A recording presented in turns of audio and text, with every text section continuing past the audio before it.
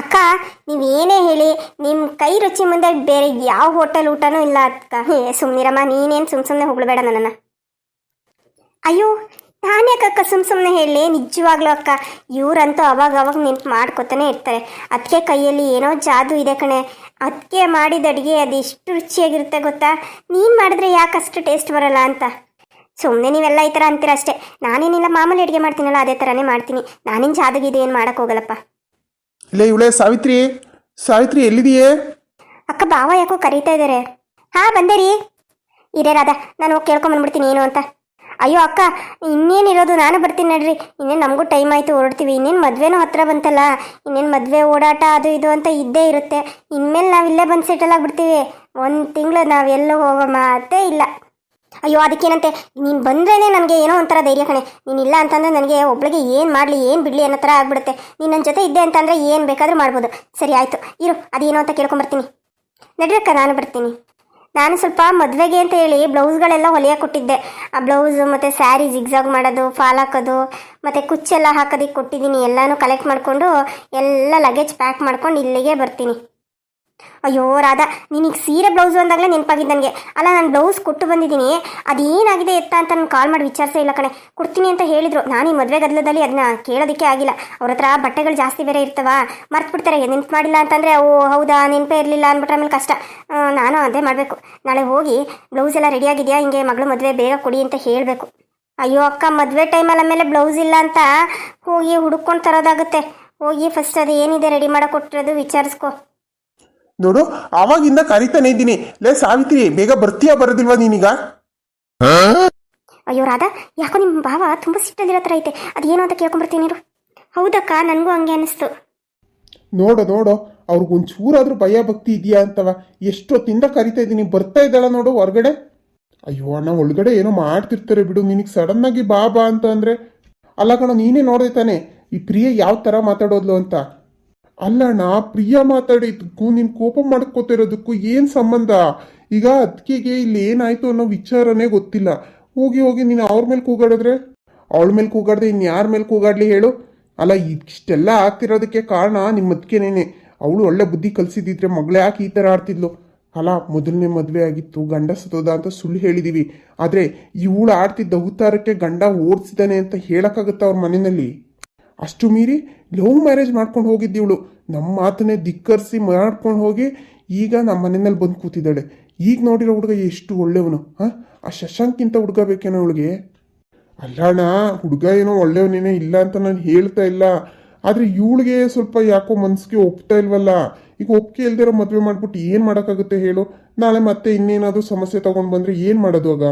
ಅದಕ್ಕೆ ನಿಮ್ಮ ಅದಕ್ಕೆ ನಾ ಕರಿತಿರೋದು. ಕರೆದು ಸ್ವಲ್ಪ ಉಗ್ದು ಬುದ್ಧಿ ಕಲಿಸೋ ಅವಳಿಗೆ, ನಿನ್ನ ಮಗಳಿಗೆ ಈಗಲಾದ್ರೂ ತಿತ್ಕೊಂಡು ಜೀವನ ಮಾಡೋದು ಕಲಿಸು ಅಂತ ಹೇಳೋಣ ಅಂತ. ಸರಿ ಕರೆದ್ರಾ? ಒಳಗಡೆ ಅಡುಗೆ ಮಾಡ್ತಿದ್ದೀರಿ, ಹಾಗಾಗಿ ಸ್ವಲ್ಪ ತಡ ಆಯಿತು. ಏನು ವಿಷಯ, ಯಾಕೆ ಇಷ್ಟು ಕೋಪ ಮಾಡ್ಕೊಂಡಿದ್ದೀರಾ? ಏನಾಯ್ತು ರೀ? ಇನ್ನೇನೇ ಆಗಬೇಕು, ಆಗ್ಬಾರ್ದೇ ಆಯಿತು.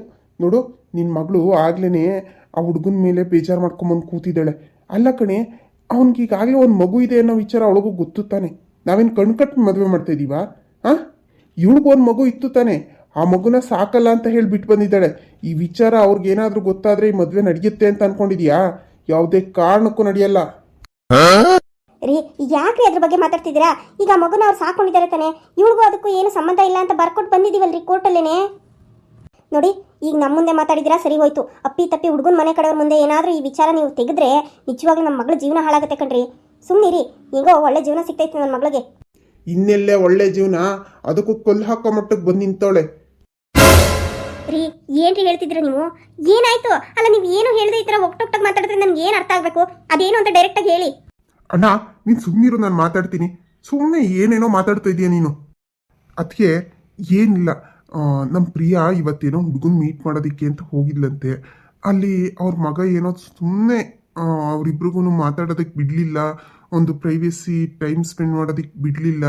ಅಲ್ಲ, ನಮಗೆ ಅಂತ ಒಂದು ಪರ್ಸ್ನಲ್ ಟೈಮ್ ಕೊಡಲ್ಲ ಅವನು, ಹಾಗೆ ಹೀಗೆ ಅಂತ ಬಂದು ಇಷ್ಟುದ್ದ ಗಲಾಟೆ ಮಾಡಿದ್ಲು.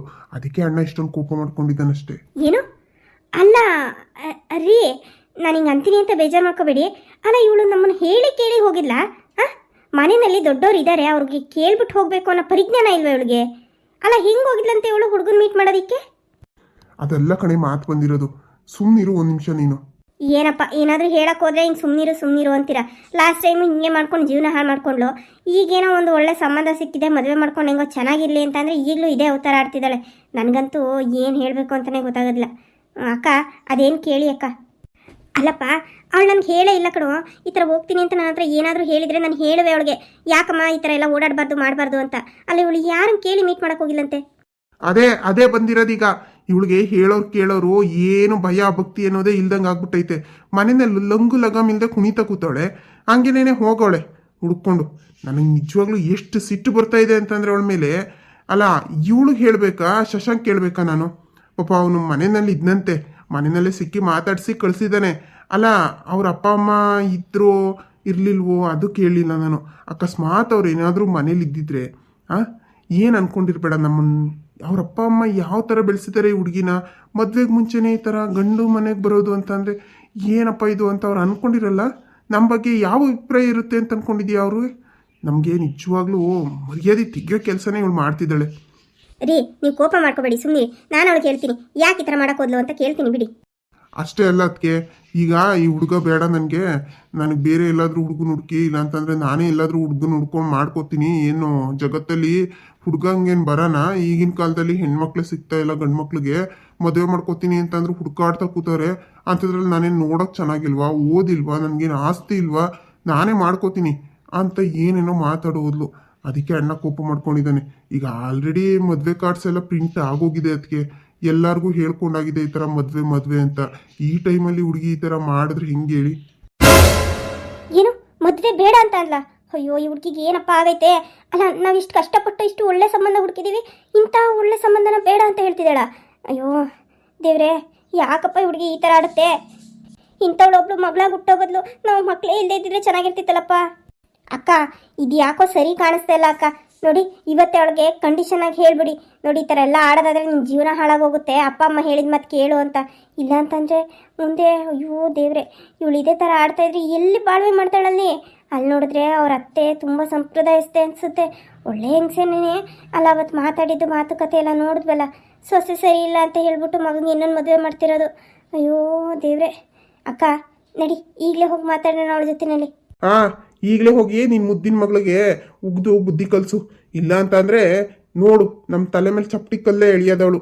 ಲಂಗು ಲಗಾಮ್ ಇಲ್ದಂಗೆ ಬೆಳೆಸ್ಬಿಟ್ಲು ಮಗಳಿಗೆ ಒಂದು ಒಳ್ಳೇದು ಕೆಟ್ಟದ್ದು ಹೇಳಿ ಕಲಿಸಿ ಬೆಳೆಸೋಣ ಅನ್ನೋದಿರಲಿಲ್ಲ ಇವಳಿಗೆ. ರೇ ಏನು ಎಲ್ಲದಕ್ಕೂ ನಂದೇ ತಪ್ಪು ಅನ್ನಂಗೆ ಮಾತಾಡ್ತಿರಲ್ಲ. ಅವಳೆ ನನ್ನ ಜೊತೆ ಬೆಳೆದ್ಲಾ? ಹಾಸ್ಟೆಲಲ್ಲಿ ತಾನೇ ಇದ್ದಿದ್ದು. ಅದಾದ್ಮೇಲೆ ಬಂದ್ಲು, ಕಾಲೇಜ್ಗೂ ಹಾಸ್ಟೆಲ್ಗೆ ಹೋಗ್ತೀನಿ, ನಾನು ಅದು ಮಾಡ್ತೀನಿ ಇದು ಮಾಡ್ತೀನಿ ಅಂತ ಹೋದ್ಲು. ಅದನ್ನು ಏನು ಕಂಪ್ಲೀಟ್ ಮಾಡಲಿಲ್ಲ, ಅಲ್ಲೇ ಯಾರನ್ನ ಲವ್ ಮಾಡ್ತಿದ್ದೀನಿ, ಅದು ಮಾಡ್ತಿದ್ದೀನಿ ಇದು ಮಾಡ್ತಿದ್ದೀನಿ ಅಂದ್ಕೊಂಡು ಬಂದಿಲ್ಲಿ ಸಡನ್ನಾಗಿ ಮನೆಯಲ್ಲಿ ಜಗಳ ಆಡ್ಕೊಂಡು ಮದುವೆ ಮಾಡ್ಕೊಂಡು. ನಾನು ಏನ್ರೀ ಮಾಡಲಿ? ಇದ್ರಲ್ಲಿ ನನ್ನ ತಪ್ಪೇನಿದೆ ಹೇಳಿ? ಅದಕ್ಕೆ ಅಣ್ಣ ಹಂಗೆ ಕೋಪ ಮಾಡ್ಕೊಂಡಿರ್ತಾನೆ. ಹೋಗಿ ಅವಳ ಹತ್ರ ಮಾತಾಡ್ಬಿಟ್ಟು ಇನ್ನೊಂದ್ಸರಿ ಈ ಥರ ಮಾಡಬೇಡ ಕಣಮ್ಮ ಅಂತ ಹೇಳ್ಬಿಟ್ಟು ಒಂಚೂರು ಬುದ್ಧಿ ಹೇಳೋಗಿ. ಸರಿನಪ್ಪ ಆಯಿತು, ನೋಡ್ತೀನಿ, ಅದೇನು ಅಂತ ಕೇಳ್ತೀನಿ. ಹಾಗೆ ಈ ಸಂಬಂಧ ಏನಾದರೂ ಕೈ ತಪ್ಪು ಹೋಯ್ತು ಅಂತಂದರೆ ನಾನು ಈ ಜನ್ಮದಲ್ಲಿ ಅವಳಿಗೆ ಮದುವೆನೇ ಮಾಡೋದಿಲ್ಲ. ಅದನ್ನು ಅವಳಿಗೆ ತಿಳಿಸಿ ಹೇಳ್ಬಿಡು. ಆಮೇಲೆ ಬೀದಿ ಬಿಕಾರಿ ಆಗಬೇಕಾಗುತ್ತೆ ಅವಳು. ಈ ಮನೆಯಲ್ಲಿ ಒಂದು ಬಿಡುಗಾಸು ಅವಳಿಗೆ ಸಿಗ್ದಂಗೆ ಮಾಡ್ತೀನಿ. ಅಣ್ಣ ಯಾಕೆ ಇಷ್ಟೊಂದು ಕೋಪ ಮಾಡ್ಕೊಂಡಿದ್ಯಾ? ಅಲ್ಲ ಅದಕ್ಕೆ ಮೇಲೆ ಕೂಗಾಡಿದ್ರೆ ಅವ್ರು ಏನು ಮಾಡ್ತಾರೆ ಹೇಳು? ಅವಳು ಮೊದಲಿಂದನೂ ನಿಮ್ಮ ಮಾತನ್ನ ಕೇಳ್ಕೊಂಡು ಬೆಳೆದಿಲ್ಲ. ಹಾಸ್ಟೆಲಿದ್ಲು, ಅಲ್ಲಿ ವಾತಾವರಣ, ಅಲ್ಲಿ ಬೆಳೆದಿದ್ದ ರೀತಿಯಲ್ಲಿ ಅವಳು ನಡ್ಕೊಂಡು ಬಂದ್ಬಿಟ್ಲು. ಈಗಲೂ ಅದೇ ಥರ ನಡ್ಕೋತಿದ್ದಾಳೆ. ಅದಕ್ಕೆ ಏನು ಮಾಡೋಕ್ಕಾಗುತ್ತೆ? ನೀನು ಸುಮ್ಮನೆ ಅದಕ್ಕೆ ಮೇಲೆ ಕೂಗಾಡ್ತೀಯಪ್ಪ. ಅಯ್ಯೋ ಬಾರೋ ಹೊತ್ತಾಗಿ ನನಗಂತೂ ಸಾಕಾಗಿ ಹೋಗಿದೆ. ಇಂಥ ಒಬ್ಬ ಮಗಳು ಹುಟ್ಟೋದಕ್ಕಿಂತ ಹುಟ್ಟದೇ ಇದ್ದಿದ್ರೆ ಚೆನ್ನಾಗಿರೋದು. ಅಲ್ಲ ಹಾಸ್ಟೆಲಲ್ಲಿ ಬೆಳೆದಿರೋ ಮಕ್ಕಳು ಎಷ್ಟು ಮಕ್ಕಳು ಒಳ್ಳೆ ದಾರಿನಲ್ಲಿ ಹೋಗಿಲ್ಲ ಹೇಳು? ಎಷ್ಟು ಮಕ್ಕಳು ಒಳ್ಳೊಳ್ಳೆ ಕೆಲಸಗಳು ತೊಗೊಂಡಿದ್ದಾರೆ, ಚೆನ್ನಾಗಿ ಓದ್ಕೊಂಡಿದ್ದಾರೆ, ಎಷ್ಟೆಲ್ಲ ಮಾಡಿದ್ದಾರೆ. ಆದರೆ ಇವಳೊಬ್ಳು ಹಾಳಾಗೋಗಿದ್ದಾಳೆ. ಇವಳಿಗೆ ದುಡ್ಡಿನ ಮದ ಕಣೋ. ದುಡ್ಡೈತೆ ನನ್ನ ಹತ್ರ, ದುಡ್ಡಿರುವಾಗ ಯಾರು ಏನು ಮಾಡೋಕ್ಕಾಗುತ್ತೆ ಅನ್ನೋ ಥರ ಆಡ್ತಾಳೆ.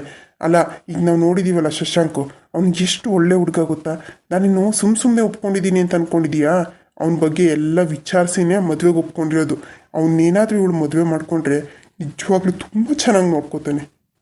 ಅಲ್ಲ ಅಣ್ಣ, ಅದು ನನಗೆ ಗೊತ್ತಿಲ್ವ ಹೇಳು? ನಾನು ಬಂದಿದ್ನಲ್ಲ, ಎಲ್ಲ ವಿಚಾರಿಸಿ ಹೇಳಿ ಕೇಳಿನೇನೆ ಮದುವೆ ಮಾಡ್ತಿರೋದು. ಆದರೆ ನಮ್ಮ ಪ್ರಿಯನೇ ಯಾಕೋ ಈ ಥರ ಆಡ್ತಿದ್ದಾಳಲ್ಲ. ನಾವೊಂದು ಮಾತು ಶಶಾಂಕ್ ಹತ್ರ ಹೇಳ್ಬೋದಿತ್ತೇನೋ. ಅಲ್ಲ ಕಣಪ್ಪ, ಇವಳು ನಿನ್ನ ಹೆಂಡತಿ ಆಗೋಳು, ಅವಳಿಗೂ ಸ್ವಲ್ಪ ಟೈಮ್ ಕೊಡು. ಅವಳಿಗೂ ಒಂದು ಆಸೆ ಕನಸುಗಳಿರ್ತಲ್ವ, ಅವಳನ್ನೂ ಚೆನ್ನಾಗಿ ನೋಡ್ಕೊ. ನಿನ್ನ ಮಗನೇನು ಬಿಡು ಅಂತ ಹೇಳ್ತಾ ಇಲ್ವಲ್ಲ, ಅಜ್ಜಿ ತಾತ ಇರ್ತಾರೆ, ಅವ್ರ ಹತ್ರ ಬಿಟ್ಬಿಟ್ಟು ನಿನ್ನ ಹೆಂಡತಿ ಜೊತೆ ಓಡಾಡ್ಕೊಂಡು ಇರ್ಬೋದಲ್ವ ಅಂತ ನಾವು ಒಂದು ಮಾತು ಹೇಳ್ಬೋದಲ್ಲ. ಅದನ್ನ ಯಾಕೆ ತಪ್ಪು ಅಂತ ಅನ್ಕೋಬೇಕು ಹೇಳು? ಅಲ್ಲ ಕಣೋ, ನೀನು ಹಾಗೆ ಮಾತಾಡ್ತೀಯಲ್ಲೋ. ಅಲ್ಲ ಕಣೋ, ಒಂದು ಮಗುಗೆ ತಂದೆ ತಾಯಿ ಪ್ರೀತಿ ಎಷ್ಟು ಮುಖ್ಯ ಅನ್ನೋದು ನಿನಗೆ ಗೊತ್ತಿಲ್ವಾ? ಇವಳು ನಮ್ಮ ಜೊತೆ ಬೆಳೆದಿರೋದಕ್ಕೆ ತಾನೇ ಇಷ್ಟೆಲ್ಲ ಉತ್ತರ ಆಡ್ತಿರೋದು. ನಾಳೆ ಆ ಮಗು ಭವಿಷ್ಯ ಏನಾಗಬೇಕು? ನನ್ನ ಸ್ವಂತ ಮೊಮ್ಮಗಳು, ಎಂಥ ಒಳ್ಳೆ ಮಗಳು ಅವಳು.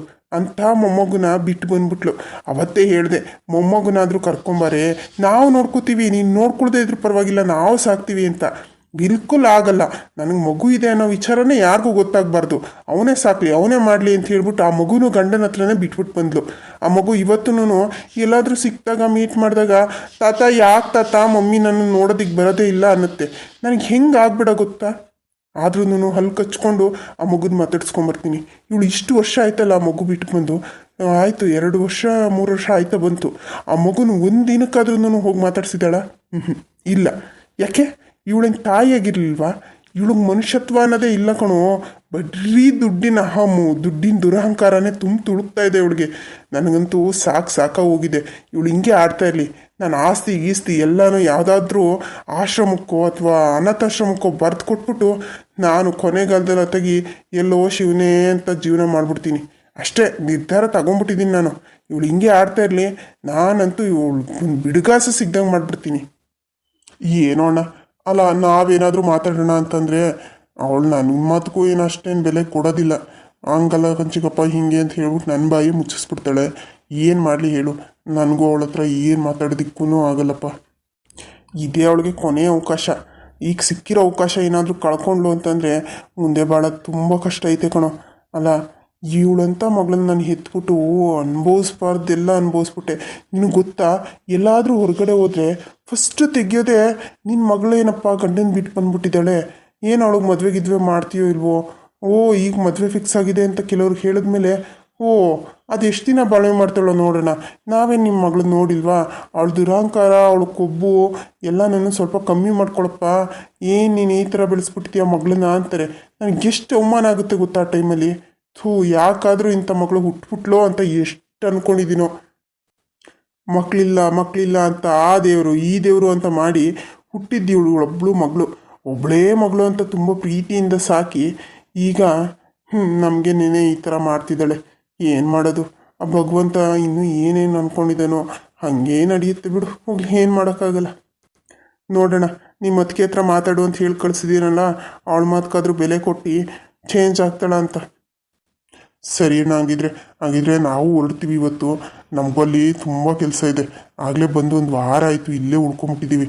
ಇನ್ನೇನು ಮದುವೆ ಕೆಲಸಗಳು ಸ್ಟಾರ್ಟ್ ಆಗಿಬಿಡುತ್ತಲ್ಲ, ಇನ್ನೇನು ಇಲ್ಲಿಗೆ ಬಂದಿರಬೇಕು. ಸರಿ ಅಣ್ಣ, ಇವತ್ತು ಹೋಗ್ಬಿಟ್ಟು ಇನ್ನೊಂದು 2-3 ದಿನ ಬಿಟ್ಟು ಬರ್ತೀವಿ. ಸರಿನಪ್ಪ, ಆಯಿತು.